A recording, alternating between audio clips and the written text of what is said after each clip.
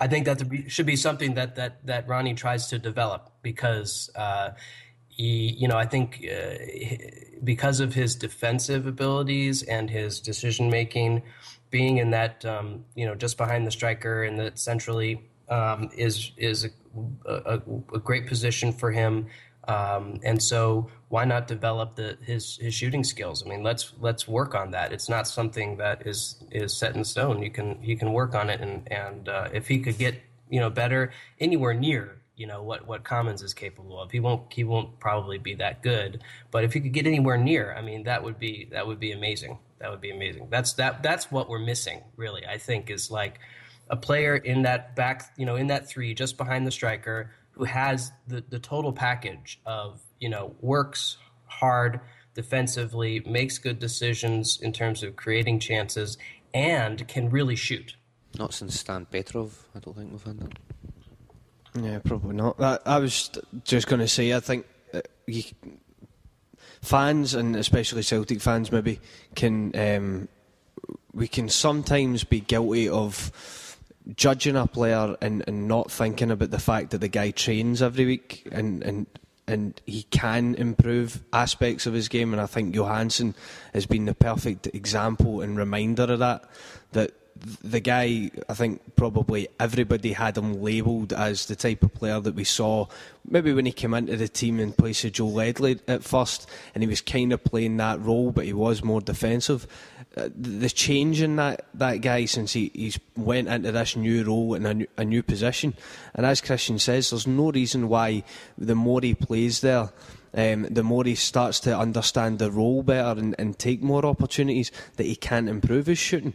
But these things can improve, no matter, I mean, unless you're F.A. Ambrose, you could probably, these players should be able to improve, and that's why they have coaches, that's why they have these state-of-the-art training facilities, because we have to see improvement.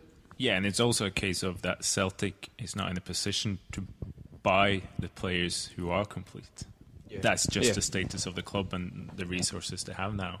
So why you're not buying, really young players and building up over years? You are buying players who probably got 1-2 years left, well, at least 1, 2, 3 years development in them before they can be classified as being, that's the type of player they're going to be. That's the level they're going to be at.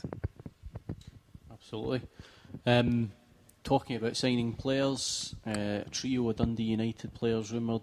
We've got Shifty, we've got Robertson, we've got Mackay-Steven. Armstrong only for me, just to jump in there. The lovely Armstrong. Louis? Louis Armstrong. Oh, boom. Nice segue, I'll use the word segue. I would potentially have all three of them. I think Armstrong, I haven't seen a lot, but I'll go with what everybody else has said, especially Chris Gallagher, big fan of him, especially his hair. I'll go with him. I think Gary Mackay-Steven looked brilliant a couple of seasons ago when he was just emerging, and he's kind of plateaued a bit. But you never know, the step up to Celtic, the as we say, the training, the taking part in Dyla's kind of way of thinking, that could maybe bring out the best in him and kind of develop him further. And then I think if we don't sign Guidetti, Shifty or whatever his name is, I think he's a similar player. I've been saying it for a few weeks. I think he's a similar type of player. He knows the league. Dial has already said he wants to sign Scottish or British players. He actually said, I don't know if anybody's seen it, how he Scottish or British. No, the players that know the league and are based here. Right. He wouldn't sign a Scandinavian player, he said the other day, because he wouldn't be sure about putting them into that. That was actually something I was wanting to bring up, because since Christian was here with us, it was a quote by Ronnie, and it was actually linked around. It was actually Maloney, I think. It started off with saying, I'm aware of the Scottish players and Maloney's a good player. I have seen him many times. Maloney's a quick, creative player and is a very good person with a great mentality.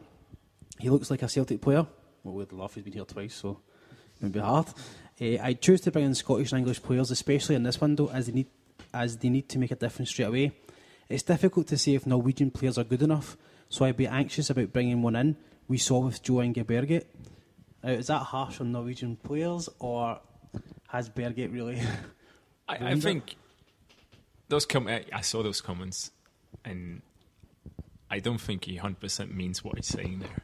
I think there's a certain part of playing for the gallery there as well, and say, look, I can see his point about, they're in a situation maybe in January where you want to bring in somebody who's knows the league, is one of the best players from one of the other teams, and maybe seem to hit the ground running more. I think in terms of, I said before, in bringing in Scandinavian players, it's probably the shortest gap in any sort of change you can have. Norwegian players will be able to take the atmosphere and the tempo and the pace of Scottish football really quickly, because there isn't that much of a difference between the Norwegian league and the Scottish league. So I don't think he's 100% genuine in what he's saying there as well. I don't know what kind of question he got and that kind of thing, because I thought it was slightly odd comments. But in one, as you said, it makes sense bringing in somebody who's comfortable with the league, but I don't think there would be any problem bringing a Scandinavian player in. I think it's more to do with, you have to be quite, if you do bring in somebody from Scandinavia, and especially Norway, you have to be 100% sure that they're going to hit the ground running and go into the team, because if you don't, you're going to get criticized for bringing in a Norwegian player. And it might just be the case that there just isn't a Norwegian player of the required quality available for Celtic, both in terms of if they want to go to Celtic or if Celtic has the money to buy them. But there's 2-3 players out there, if you're just talking Norway, that we could go in and enhance the Celtic first team and dial with some of them have played under him as well. I think maybe he's burned his fingers a little bit by Joe Inge Berget, but he was shite, wasn't he? He was and terrific heel. He was. I've never been his biggest fan, but I thought it was a logical thing to do, because you would bring somebody in who knew his system and he would do those kind of things. I don't know what's happened behind the scenes there, because he's been, as I said, I don't think he's done himself any favours at all. Dundee, can I just say something about Dundee United, Chifty and Mackay's Stephen? Yeah. So the one thing just statistically to note about Dundee United is that, obviously they're scoring a lot of goals. We know that. They're doing it through high conversion rates. So they take many fewer shots than Celtic does, but they're finishing them. And so one thing that you look at when you're thinking about conversion rates is like, okay, well, how sustainable is that? And that gets at the issues like, is that really down to the players, or is it, maybe just the kind of the volatility of performance that's typical of football?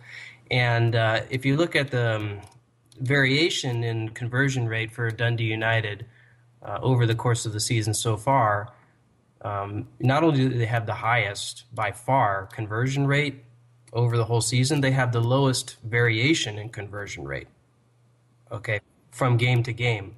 So what that says to me is that, yes, this is partly a consequence of the quality of their strikers and their attacking players. So I think that,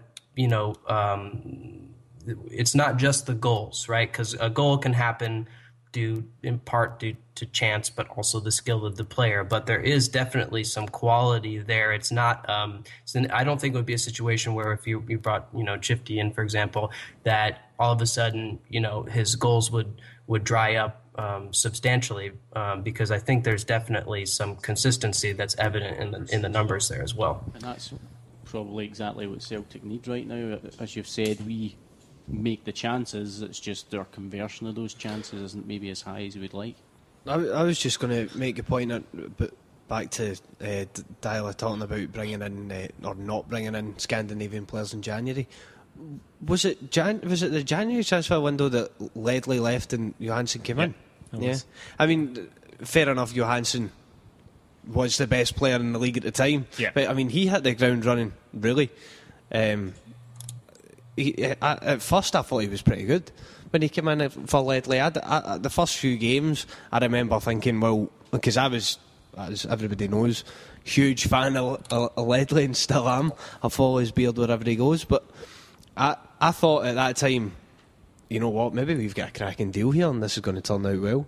But he's obviously the exception to the rule, being the best player in the league. I don't know if there's someone of that calibre other than the young boy, the 15-year-old.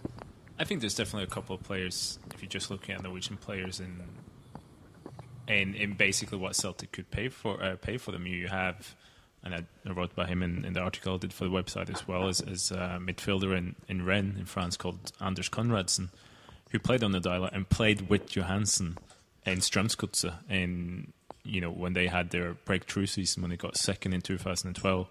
Those two, I think they were only 21 and 22 at the time. The best two midfield players in the league, and Konradsen was sold that following season. So there's players out there who can do that. I think Dele is just saying, and there's probably a grain of truth in there in what he's saying as well. Maybe he wants to play a bit safe and a bit pragmatic in the transfer window now, but if the right Norwegian player or player of any other nationality came along, he would buy them. Yeah. But the threshold might be slightly higher for a Norwegian one. You maybe want to do, I think Johan de Berge, as you said, was like an opportunity in a very short transfer window. I think you probably want to be 100% certain if you want to bring in somebody who isn't Scottish or plays in the Scottish League. Guys, Chris Sermanni and Ciaran Harran, I'm looking at you. Do you think there is value in bringing in Scottish players to maybe give the team, maybe to bring in players can play in the Scottish Premiership first of all, and maybe bring a bit of an understanding of the club and the league into the squad? Well, we've already plundered the Scottish market in the past to mixed effect. I mean, we've got two of the most prolific strikers in recent years in Scotland in the squad. We've got Griffiths and we've got Anthony Stokes, and neither of them are guaranteed starters. Stokes more so than Griffiths, obviously. Now, from a personal point of view, I think Griffiths deserves more of a chance in terms of his ability and his finishing. But is there any point other than weakening one of our major rivals in signing these guys if they're not going to play? Out of the three, I think Armstrong's more likely to become a first-team player for us. Mackay-Steven doesn't even play regularly for Dundee United, and to me seems as if he flatters to deceive a lot of the time. I would have no interest in signing him. Shifty, I think, I've said this before, I don't think he would get away with a lot of the things he does for Dundee United at Celtic. I think he plays aggressive, and I think he would be pulled up more often at Celtic for that. I don't see, I know he's a big, powerful forward, and I do quite like the way he plays, but I don't see him working out at Celtic. I think buying from the SPL is a good thing, but at the same time, I think we should be looking for players who are going to strengthen our first team and that are going to play. Whereas in the past, I think we've taken punts on guys and it's not been as successful as it could have been. The other thing to consider is that our attacking midfielders take most of the shots.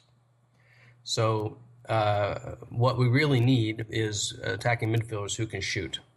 So, the problem with one of the main problems with McGregor is he shoots a lot, but he's off target a lot as well. So that to me, that's the real issue. Like we focus a lot on strikers, right? Because we think strikers score goals and they're supposed to score goals. But my understanding of the system, the way that Ronnie has it set up, is that most of the shots should come from the attacking midfielders who are getting into the box after the striker has, essentially held the ball up and helped to create a chance. It seems to me that's where we should be looking as far as adding to the team. I think we could. I don't agree with Chris. I think Mackay-Steven could actually do a relatively decent job with us because our wingers, we don't really have any quality. McGregor's lost his form. Not really convinced with Castle. I don't think Stokes belongs out in the wings either. I think he's more of a striker. Forrest, we're losing a lot of patience with Forrest. He's a great player.